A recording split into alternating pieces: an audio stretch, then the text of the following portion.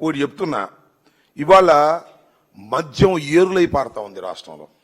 YSR Congress party అధికారంలోకి వచ్చిన తర్వాత మద్యాన్ని తగ్గించాలి, వాడకాన్ని తగ్గించాలి అనేటువంటి దృక్పథంతో ప్రభుత్వం పనిచేసింది.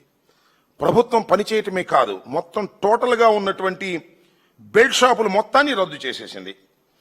4380 దుకాణాలు ప్రైవేట్ రంగంలో తెలుగుదేశం ప్రభుత్వంలో ఉన్నప్పుడు వాళ్ళ సిండికేట్ కైవసం చేసుకొని వాళ్లే నడుపుకుంటూ వాళ్లే దందాలు చేసుకుంటూ విపరీతంగా అమ్మాలనే ధోరణి నుంచి దాన్ని తగ్గించి వాటిని మొత్తం టోటల్గా 2014-19లో ఇన్ని షాపులుంటే షాపులు మొత్తాన్ని రద్దు చేశాం.